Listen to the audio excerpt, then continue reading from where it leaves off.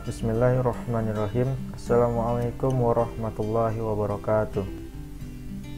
Baik, pada kesempatan kali ini mengenai mata kuliah mitigasi bencana geologi. Perkenalkan, nama saya Reza Dwi Barkah Denofan. Saya berasal dari Teknik Geologi angkatan 2018 Indralaya. Baik, lokasi pemetaan yang saya pilih yakni pada Kabupaten Tanah Datar, lebih tepatnya pada Kecamatan Lintau Buaya, yakni pada Jalan Lintas Sumatera dan Jalan Talawi. Untuk kondisi geografi sendiri dapat dilihat pada peta di sebelah kiri. Kabupaten Tanah Datar ini berbatasan langsung dengan Provinsi Riau dan juga diapit oleh Gunung Merapi, Gunung Singgalang, dan Gunung Sago.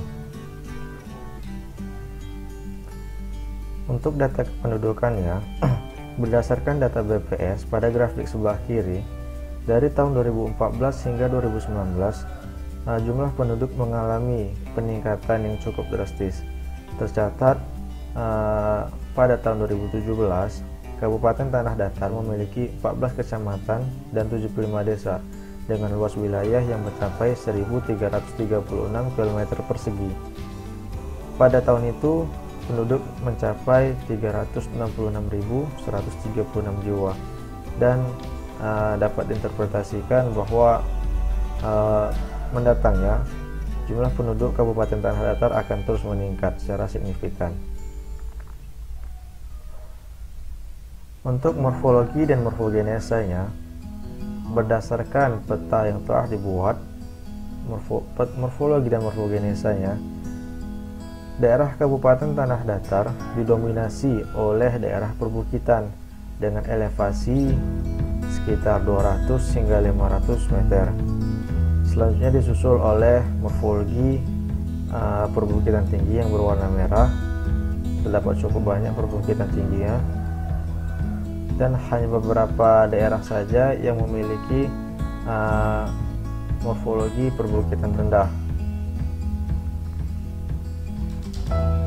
Selanjutnya ini gambaran secara 3 dimensinya dapat dilihat. Yang berwarna coklat itu merupakan morfologi perbukitannya. Jadi morfologi perbukitan ini mendominasi dan disusul oleh morfologi perbukitan tinggi yang berwarna coklat kemerahan. Selanjutnya untuk kemiringan lereng, peta kemiringan lereng ini biasanya berbanding lurus dengan kondisi morfologi dan morfogenesa dari daerah tersebut. Bisa dilihat lereng yang dimiliki Kabupaten Tanah Datar didominasi dengan lereng tingkat yang curam, dan di beberapa titik lereng memiliki tingkat yang sangat curam.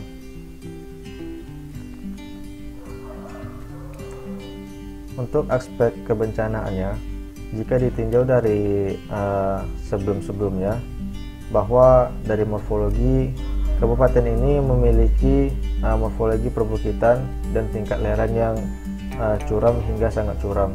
Maka dari data BNPB, bencana longsor merupakan bencana yang paling sering terjadi dengan kajian resiko dari sedang hingga tinggi.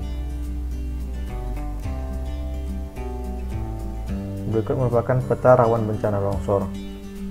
Dapat dilihat pada peta, daerah-daerah yang berspot warna merah merupakan daerah pemukiman yang memiliki tingkat kerawanan longsor yang tinggi.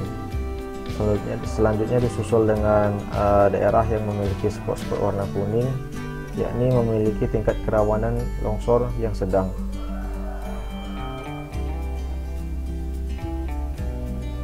Lalu dari bencana longsor ini kita dapat memitigasi bencana longsor tersebut, seperti yang telah ada dalam PPT ini: membuat terasering, mengurangi pembebanan pada daerah di atas lereng, melakukan pemadatan tanah di sekitar perumahan penduduk, menanam pohon pada lereng yang gundul, melakukan pengecoran pada bagian kaki lereng, memasang alat pendeteksi longsor, melarang masyarakat mendirikan bangunan di daerah tebing yang rawan.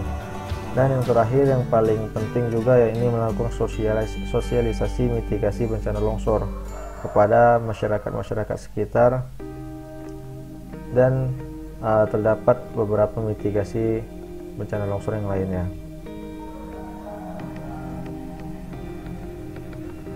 Lalu dari sekian banyak bencana yang dapat terjadi pada Kabupaten Tanah Datar, dirasa jika ingin aman, ada baiknya mengikuti asuransi menjadi salah satu solusinya.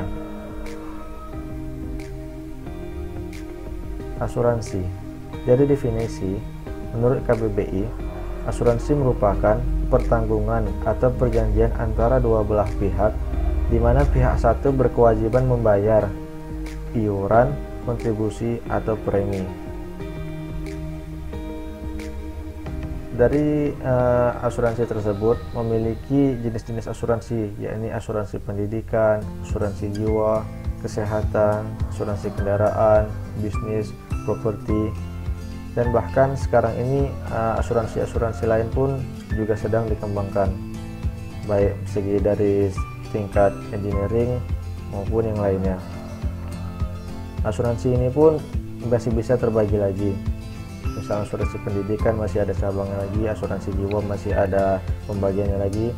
Itu tergantung atau didasarkan dari pihak asuransi mengeluarkan polis-polis yang seperti apa. Selanjutnya untuk tarif premi. Tarif premi ini telah diatur oleh aturan OJK. Jadi untuk pembayarannya itu tarif premi didasarkan berdasar perusahaan asuransi masing-masing, dan juga besaran tarif preminya juga ditinjau dari tanggungan yang akan ditanggung oleh perusahaan asuransi, tetapi regulasinya tetap dalam aturan OJK. Seperti pada tabel berikut dapat dilihat. Untuk perhitungan premi yang dibayar oleh pelanggan, yakni TSI dikali tarif premi. Tarif premi inilah besarannya didasarkan oleh perusahaan asuransi itu sendiri, dan juga kembali lagi pada tanggungan apa yang bakal ditanggung oleh perusahaan asuransi. Nah, dari premi yang kita bayarkan per tahunnya, lalu yang didapat jika kita mengalami suatu musibah atau bencana, yakni pembayaran tunai, perbaikan kerusakan, penggantian dengan barang sejenis, atau pembangunan kembali. Ganti rugi yang didapat ini sebelumnya akan ditinjau langsung oleh pihak asuransi, apakah dengan perbaikan kerusakan cukup atau harus melakukan pembangunan kembali. Baik, mungkin sekian presentasi dari saya. Terima kasih. Mungkin asuransi adalah jalan solusi yang tepat untuk masa sekarang ini, baik dari kesehatan, pendidikan, maupun aset-aset berharga kita lainnya. Terima kasih. Stay healthy and stay safe.